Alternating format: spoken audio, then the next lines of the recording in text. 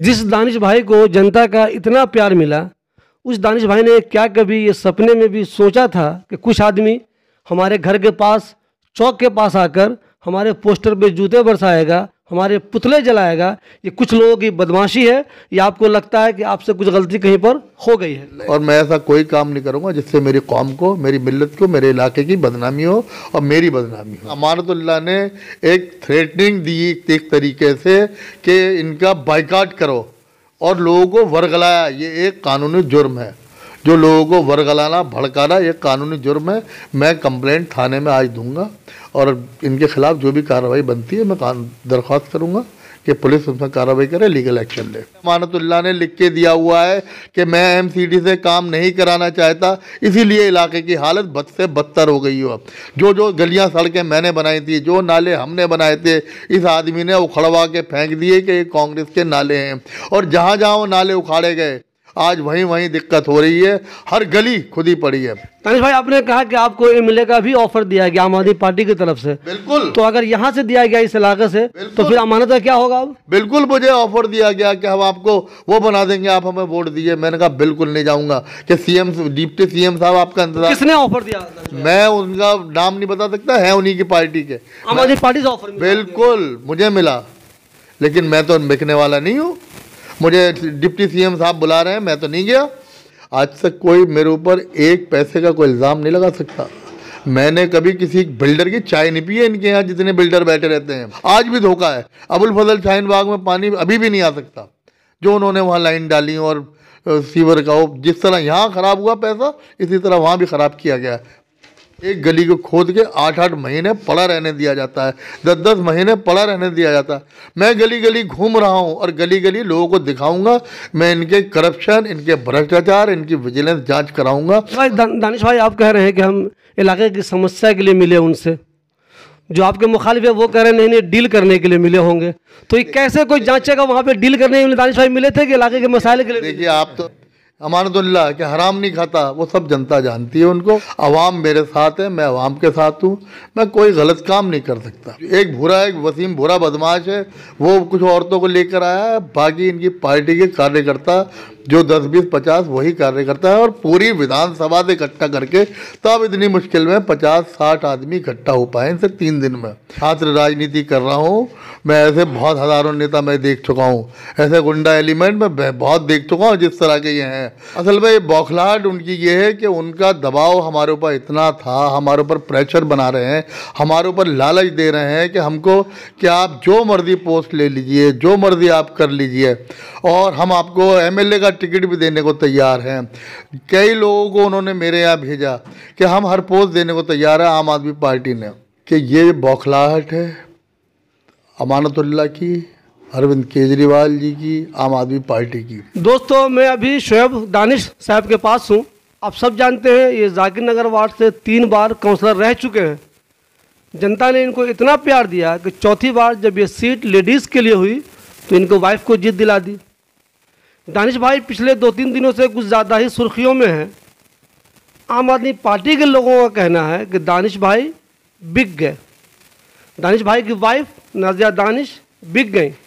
तो दानिश भाई, जिस आदमी को जनता ने इतना प्यार दिया, 15 साल आप रहे, अब आपकी वाइफ को उन्होंने प्यार दिया, तो क्या यहाँ के लोग ये माने कि दानिश भाई जिसको इतना प्यार दिया गया, उन्होंने जनता के साथ धोखा किया? ऐसा कुछ है क्या? शुक्रिया शिबली भाई, बड़ा अफसोस के साथ कहना पड़ रहा है कि ये बौखलाहट है अमानतुल्लाह की, अरविंद केजरीवाल जी की, आम आदमी पार्टी की।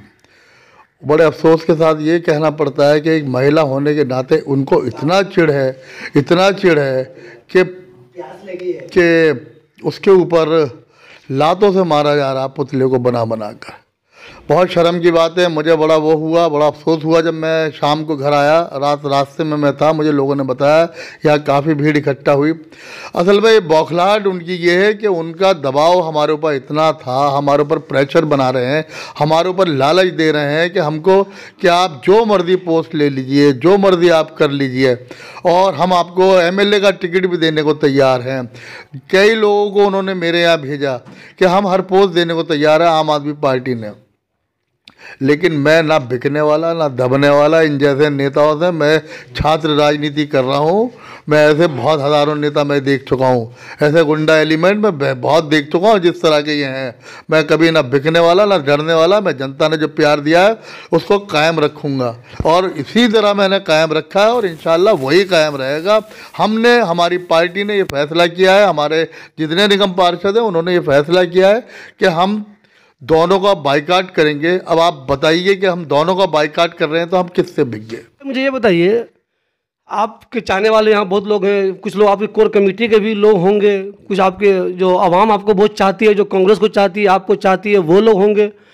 उनमें से किसी ने आपसे कहा कि दानिश भाई मुझे आप पर कुछ शक होने लगा है या नाज़िया दानिश पे शक होने लगा है, या आपका ये कहना है कि सिर्फ अमतुल्ला खान, महमूद, आरिज, वाजिद या सिर्फ इस जैसे लोग जो आम आदमी पार्टी के हैं वो सिर्फ प्रेशर बना रहे हैं, आपको बदनाम कर रहे हैं, या आवाम भी कहीं पे आप पे शक कर रही है? आप ये बताइए, ये प्रोटेस्ट इनका कॉल 3 दिन से है, रोज धरना पोस्टपोन्ड हो जाता है, लोगों को ज़बरदस्ती लेकर आए हैं। कुछ एक वसीम भूरा बदमाश है, वो कुछ औरतों को लेकर आया है। बाकी इनकी पार्टी के कार्यकर्ता जो 10, 20, 50 वही कार्यकर्ता है और पूरी विधानसभा से इकट्ठा करके तब इतनी मुश्किल में 50-60 आदमी इकट्ठा हो पाए इनसे 3 दिन में। अवाम मेरे साथ है, मैं अवाम के साथ हूँ। मैं कोई गलत काम नहीं कर सकता, मैंने आज तक कोई गलत काम नहीं किया। वो कहते हैं अमानतुल्लाह कि हराम नहीं खाता, वो सब जनता जानती है उनको, और उनकी ज़मीन खिसक चुकी है। मुस्लिम वोट सारा उनसे जा चुका। उन्हें सबसे बड़ी परेशानी यही है कि उन्होंने कोई डेवलपमेंट की बात तो आज तक की नहीं। हम डेवलपमेंट के इश्यूज़ को उठाएंगे, चाहे हमें एलजी साहब के पास फिर जाना पड़े। हमने डेवलपमेंट के इशू की बात की उनसे। लोगों को ये शक है कि एलजी साहब से मिले क्यों, आखिर आपने क्या बात किया उनसे, क्यों कहते उनसे मिलने? देखिए, हम जो है बहुत दिन से टाइम मांग रहे थे, काफ़ी टाइम से। हमने मुख्यमंत्री साहब से भी टाइम मांगा है, हमें टाइम ही नहीं दिया गया। हमें अपने इलाके की समस्याओं के लिए जाएंगे तो सही है। हम एलजी से क्या बात किया आपने? एलजी साहब से हमने टाइम मांगा था तो उन्होंने हमें बुलाया गया कि हाँ एलजी साहब मिलना चाहते हैं।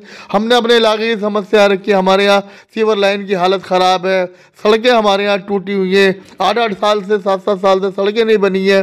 उन्होंने कहा आप मुझे अपनी समस्याएँ सारी लिख कर दीजिए और मैं करवाऊँगा। और हम चाहते थे यहाँ पर एक हज हाउस बने, एक बारात घर बने। हम अपनी समस्याओं के लिए कि मुख्यमंत्री सुन नहीं रहे, हमारे खिलाफ है आम आदमी पार्टी पूरी, इलाके का डेवलपमेंट कुछ नहीं हो रहा, तो हम अपने इलाके की समस्याएं लेकर कहाँ जाएं? आप सुबह यहाँ आकर बैठिए, सीवर के अलावा मेरे पास कोई काम नहीं आता कि सीवर मैंने प्राइवेट आदमी रखे हुए मैं काम करा रहा हूँ।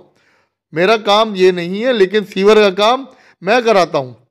मैंने प्राइवेट आदमी रखे हुए हैं अपने, जबकि ये काम जल बोर्ड का है। और जो कॉलोनी रेगुलाइज नहीं है वहाँ काम फ्लड कंट्रोल का, उसकी 1 साल तक जो लाइन डलेगी उसकी मेंटेनेंस की भी जिम्मेदारी उसकी ही बनती है। और आप मेरे साथ चल कर देखिए, किसी मेन होल के अंदर प्लास्टर नहीं डला, किसी मेन होल के अंदर बेड नहीं बनाया गया, पूरा बुरा हाल है। पूरी लाइन आपको मैं यहीं से बताता हूँ, गलियों का नाम बताता हूँ, खुद जाकर चेक करा लीजिए। आदमी मैं कर्मचारी मैं आपके साथ भेजता हूँ, क्या हालत है।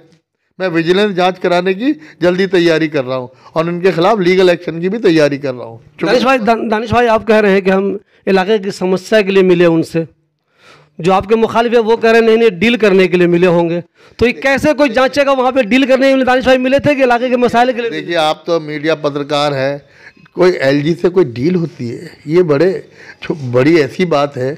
एक प्रोटोकॉल होता है, एक माननीय है वो, उससे हम इस तरह की बात कोई कर सकता है? आप पत्रकार हैं, आप इस तरह की बात, वहाँ जब एलजी से आप मिलोगे तो डेवलपमेंट के बारे में बात करोगे, इलाके की फला बहबूद के बारे में आप बात करोगे। कोई डील होती है कोई एलजी से? कोई हमारा नाम यहाँ से गया, कांग्रेस आला कमान से नाम गया, उन्होंने हमें कहा कि वो मिलना चाहते हैं तो आप चले जाइए। तो हमारा कोई मकसद ना तो हमारा मेंबर बनना है, ना हमारा चेयरमैन बनना है। अगर कोई बनाएगा जिसकी पावर है तो ना एलजी, देखिए एलजी किसी का नहीं होता है, राष्ट्रपति किसी का नहीं होता है, वो सबका होता है। और हमें अपने इलाके की समस्याओं के लिए जाना चाहिए। हमें टाइम मिलेगा तो हम मुख्यमंत्री के पास भी जाएंगे, हम गौतम गंभीर के पास भी जाएंगे। अब आम आदमी पार्टी को कोई प्रॉब्लम नहीं है, 2 आदमी उनके विधानसभा के 2 एमएलए मेंबर बना दिए, बाइकआउट कराइए उनको जो है इस्तीफा दिलाइए। क्यों नहीं दिलाते? गौतम गंभीर बीजेपी का है, वो बन गए, उन्होंने कोई ऑब्जेक्शन नहीं लगाया। बीजेपी का क्या हज कमेटी का होना चाहिए? आपकी पार्टी के सीनियर लोगों ने, कोई जो भी सीनियर आपके कांटेक्ट में होंगे, ऊपर लेवल पे सबसे कांटेक्ट में होंगे आप, उसमें से किसी का कोई फ़ोन आया कि दानिश साहब आपसे कुछ गलती हो रही है, ऐसा कुछ आया फ़ोन? अरे साहब, कोई गलती का मतलब ही नहीं है, कोई गलती ही नहीं हुई है। कोई गलती क्यों होगी? कोई गलती कैसे हो जाएगी?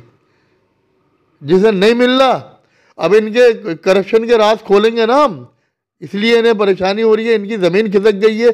अगर हज कमेटी में कोई वो जाता है और इलाके की फलाह बहबूद के लिए कोई काम करता है, कोई कौम और मिल्लत के लिए खिदमत करना चाहता है तो जाए। तो आने वाले दिनों में हम लोग ये उम्मीद करें कि आप अहमदुल्ला खान साहब के कुछ करप्शन भी सामने लाएंगे क्या? देखिए, आगे बहुत कुछ आना है सामने, अभी बहुत सारी चीज़ें अभी चल रही हैं और बहुत सारी आने वाली भी हैं। लोग कह रहे हैं कि दानिश भाई चूँकि एलजी के पास गए, तो यहाँ भी कुछ लोगों को शक होने लगा, दानिश भाई अब तक एलजी के पास नहीं गए और अभी ऐसी क्या ज़रूरत महसूस हो गई कि एलजी के पास चले गए? देखिए, 7 साल से जब से ये विधायक बने हैं, मैंने ये सड़क जाकिर नगर की मेन रोड 7 साल पहले बनाई थी 2017 में। 5 साल के अंदर एक बार डेंस कारपेटिंग होती है, यह कॉरपोरेशन का एक कानून है। हमने कई बार रिक्वेस्ट की, अगर हमें केजरीवाल साहब से भी हमने मिलने की कोशिश की, उन्होंने हमें टाइम नहीं दिया। हमने एलजी साहब से हम बहुत दिन से कोशिश कर रहे हैं, हमें टाइम नहीं मिला। हमें जब टाइम मिला तब हमने बात की अपने इलाके के डेवलपमेंट की, और इलाके के डेवलपमेंट के लिए कहीं भी जाना पड़ेगा, हमें जाना चाहिए। हमारे इलाके के हालात इतने ख़राब है, सीवर आप खुद जाकर देखिए, कोई गली ऐसी नहीं है, सड़क कोई ऐसी नहीं है जो टूटी ना हो। 8 साल से कोई सड़क इन्होंने कोई सिस्टमेटिक कोई काम ही नहीं किया हुआ। जो काम हमने किए, शीला दीक्षित जी ने जो फंड दिया था, बजट दिया था, बड़े बड़े प्रपोजल थे, वाटर ट्रीटमेंट में प्लांट का, पंप हाउस का, अब काम शुरू हुआ है। 9 साल पहले हमने वो जगह दिलाई थी, पंप हाउस की हमने जगह दिलाई थी। हमने, वो कहते हैं कि हमने 15 साल में क्या काम किया, हमने प्रोजेक्ट लेकर आए, हम water treatment plant, sewage plant, pump house, ये सारी हम लेकर आए। मेट्रो हम लेकर आए, शीला दीक्षित जी से रिक्वेस्ट करके। संदीप जी ने हमारा इसमें बड़ा योगदान दिया। आसिम मोहम्मद खान 472 करोड़ रुपए शीला दीक्षित से ओखला विकास के लिए लेकर आए। डेवलपमेंट नाम की कोई चीज़ नहीं है। आप देखिए, तराई है, बच्चे स्कूल जाने के काबिल नहीं है। दादा, मुझे एक चीज़ ये बताइए, मुझे कई लोग उस वार्ड से भी बोल रहे थे कि ये जो अमानत साहब इन दिनों कोशिश कर रहे हैं पानी के लिए, ये एक तरह का धोखा है। और अगले कुछ सालों में 2 साल, 3 साल, 4 साल, 5 साल तक वो लोग कह रहे हैं कि इनका सिस्टम ऐसा है, जो चीज़ें चाहिए, रिजर्वायर चाहिए, वो नहीं बना है, जो उसके लिए पूरा इंफ्रास्ट्रक्चर चाहिए वो नहीं बना है। तो क्या अमानत साहब वाकई में लोगों को धोखा दे रहे हैं? यहाँ कुछ मुस्तकबिल कर भी पानी नहीं आएगा क्या, या पानी आ सकता है पीने का? देखिए, अगर आपको याद होगा, जो पहला इलेक्शन हुआ था, इससे पहले आम आदमी पार्टी के महमूद एक लड़े थे, उस ज़माने में इन्होंने पानी की लाइन डाली थी। ये सब हमारे इलाके के टैक्स का पैसा है, और दिल्ली सरकार ने पानी की लाइन डाली, उनका वोट ऑफ परसेंटेज बढ़ा, उस वजह से ही बढ़ा। लेकिन पानी की लाइन सारी गल चुकी है। वो नाले से लगाकर वो पानी की लाइन डाली थी, जो सब उखाड़, अब जो फिर से काम शुरू हुआ, फिर खुदाई हुई है। एक गली को खोद के 8-8 महीने पड़ा रहने दिया जाता है, 10-10 महीने पड़ा रहने दिया जाता है। मैं गली गली घूम रहा हूँ और गली गली लोगों को दिखाऊंगा, मैं इनके करप्शन, इनके भ्रष्टाचार, इनकी विजिलेंस जांच कराऊंगा। दादा, मुझे ये बताइए, जो मेरा सवाल था, पानी यहाँ पीने का नियर फ्यूचर में आने की उम्मीद है या नहीं है? देखिए, जो तरीका है पानी का, अभी आपने कहा रिजर्व टैंक बनेंगे, रिजर्वायर बनेंगे, उसका काम जो 9 साल पहले होना चाहिए था। संदीप दीक्षित ने 2011 में कोशिश की डीडीए से जगह लेकर, 2013 में हमने हैंड ओवर कर दी। मेरे पास उसके डॉक्यूमेंट रखे हैं, मैं वो आपको दिखाऊंगा। जो सीवर लाइन का काम जिस तरह होना चाहिए वो नहीं हो रहा, जो पानी का काम होना चाहिए वो नहीं हो रहा। टैंक बनेंगे बड़े बड़े, पानी की लाइन आउटर से आएंगी, नाले बनेंगे, ट्रीटमेंट प्लांट का काम शुरू होगा, तभी पानी मिल पाएगा इलाके को, लोगों को। जो काम अब शुरू हुआ है वो 9 साल पहले होना चाहिए था। आज भी धोखा है। अबुल फजल शाहीन बाग में पानी अभी भी नहीं आ सकता, जो उन्होंने वहाँ लाइन डाली। और सीवर का जिस तरह यहाँ ख़राब हुआ पैसा, इसी तरह वहाँ भी ख़राब किया गया। जिस दानिश भाई को जनता का इतना प्यार मिला, उस दानिश भाई ने क्या कभी ये सपने में भी सोचा था कि कुछ आदमी हमारे घर के पास, चौक के पास आकर हमारे पोस्टर पे जूते बरसाएगा, हमारे पुतले जलाएगा? ये कुछ लोगों की बदमाशी है, या आपको लगता है कि आपसे कुछ गलती कहीं पर हो गई है? नहीं, गलती तो हमसे कोई भी नहीं हुई है, हम तो कर ही नहीं सकते ये गलती, तो ये सोच भी नहीं सकते। वो लोग सोच सकते हैं। वो ए और बी टीम है। मैं आज फिर कह रहा हूँ, मुझे बहुत ऑफर दे रहे हैं, बहुत दबाव है। अब ये गुंडागर्दी पे उतर गया है। इन्होंने पहले हाउस में भी ऐसे ही करते थे, अब भी हाउस में इसी तरह की गुंडागर्दी चल रही है। और ये बताइए इन्होंने कौन सा एक काम किया है जो मुसलमानों के लिए एक आम आदमी पार्टी बता दे। मैं उनके गिनाता हूँ। राज्यसभा से हमने अगर वॉकआउट किया है तो हम वॉकआउट 10 बार करेंगे ऐसे, फिर 14 तारीख में वॉकआउट करेंगे और इन्हें वोट नहीं देंगे, ना इन्हें देंगे ना बीजेपी को देंगे। ये खुलेआम मैं आपसे कह रहा हूँ, हम इन्हें वोट देने वाले नहीं हैं, ना दबने वाले, ना झुकने वाले, ना डरने वाले इनसे, इन जैसे नेताओं से। और इन्होंने राज्यसभा से 3 MP हैं, बिल्किस बानो पे कुछ बोले कभी? अखलाक के ऊपर कभी बोले? मुसलमानों के साथ कितनी ज्यादतियाँ हो रही हैं कभी बोले? कोई भी राज्यसभा का सांसद नहीं बोला इन्होंने आज तक भी। 3 तलाक पे अभी राज्यसभा से इन्होंने वॉकआउट किया। इसका मतलब ये बीजेपी को सपोर्ट करते हैं। वॉकआउट का अगर मतलब ये है तो ये बीजेपी को सपोर्ट कर रहे हैं। 3 तलाक पे इन्होंने वॉकआउट किया राज्यसभा से। तो बताइए आप मुझे क्या इन्होंने किया? शाहीन बाग के मामले में कभी नहीं बोले, CA NRC पे कभी नहीं बोले। काहे पे बोले? किस चीज़ पे मुसलमान इन्हें वोट दे? इनके खिलाफ है, इनके खिलाफ मैंडेट दिया है हमें, तो हम इन्हें क्यों सपोर्ट करेंगे? सिर्फ मसला इतना है कि ये हमारी सपोर्ट चाहते हैं, हम इन्हें सपोर्ट देने वाले नहीं हैं। हमारी पार्टी हाल कमान का फैसला, हमारे सारे निगम पार्षद का फैसला है। आप कई बार बोल चुके हैं कि अहमदुल्ला खान को अब डर लगने लगा है MLA की सीट पे। उधर से अरीबा जीत गई, इधर से नाजिया दानिश जीत गई, पार्टी 5 में से 4 सीट हार गई। तो आप कई बार ये इल्ज़ाम लगा चुके, ये चूँकि डरते हैं अमानत, तो अब वो आपको टारगेट कर रहे हैं या ऐसी चीज़ें हरकत कर रहे हैं ताकि आवाम में ये माहौल क्रिएट होता रहे। वही है इनका सिर्फ इतना मकसद है। आज तक कोई मेरे ऊपर 1 पैसे का कोई इल्ज़ाम नहीं लगा सकता। मैंने कभी किसी बिल्डर की चाय नहीं पी है इनके यहाँ, जितने बिल्डर बैठे रहते हैं। आप जाकर देखिएगा, सारे बिल्डर यहाँ बैठे रहते हैं। मेरे यहाँ गरीब आदमी, इन जैसा आदमी बैठता है, मेरे यहाँ आवाम बैठती है, आम आदमी बैठता है।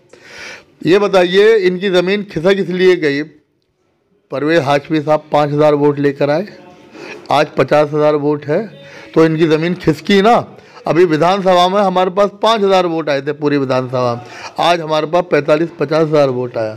इनका खिसक गया ना वोट बैंक। आगे आने वाले टाइम में हम बताएंगे, और एक घर घर जाकर हम बताएंगे, चाहे हम इलेक्शन लड़े ना लड़े। कांग्रेस हर मामले में बोली है, हर इशू पर बोली है, चाहे वो बिल्किस बानो का मामला हो, चाहे अखलाक का मामला हो। राहुल गांधी हर जगह बोले, और हम राहुल गांधी को और कांग्रेस को मजबूत करेंगे इस इलाके के अंदर। जो नाजिया दानिश का नाम आ रहा है हज कमेटी का मेंबर के तौर पे मान लीजिए, तो इस नाम आने के बाद ही लोगों को एक शक होने लगा। तो अगर वो नाम इनको मेंबरशिप मिलती है या नहीं मिलती है, तो क्या मेंबरशिप कबूल करेंगे या नहीं करेंगे? और मेंबरशिप अगर कबूल कर भी लिया तो क्या इसका मतलब कैसे माना जाए कि आपने बीजेपी को फ़ायदा पहुंचा दिया? हाँ, तो वो उनसे पूछिए ना। उनके 2 आम आदमी पार्टी के MLA हैं, वो मेंबर बने, और ये एक कानूनी वो है, प्रक्रिया है, एक अपोजिशन से लेना पड़ता है। हमारी आला कमान से LG साहब के यहाँ से पूछा गया कि किसी का नाम दीजिए। हमारे यहाँ शगुफ्ता चौधरी और हमारी वाइफ का नादिया दानिश का नाम दिया गया। तो उसमें अगर उसमें वो कर दिया, और खिदमत करने का अगर कौम की हमें मौका मिलेगा तो करेंगे। इनके करप्शन को, भ्रष्टाचार को नहीं होने देंगे।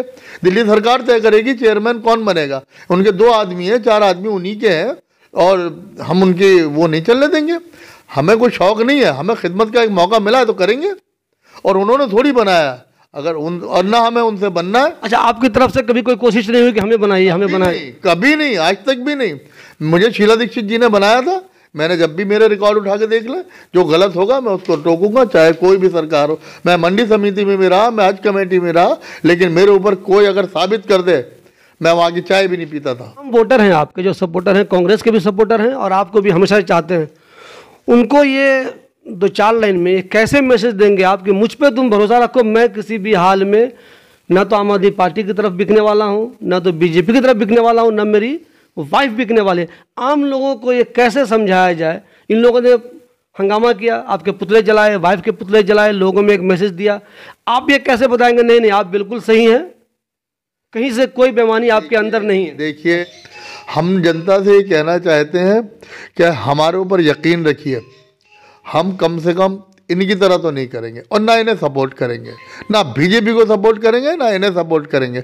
हमारा मकसद सिर्फ इनको, इनके करप्शन को, इनके भ्रष्टाचार को उजागर करना है, और इलाके में काम करेंगे, और इनके खिलाफ मुहिम जारी रहेगी।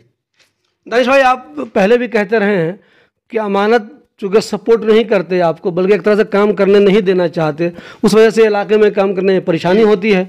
आप फिर जीत गए हैं इस बार, आपकी वाइफ जीत गई हैं जी।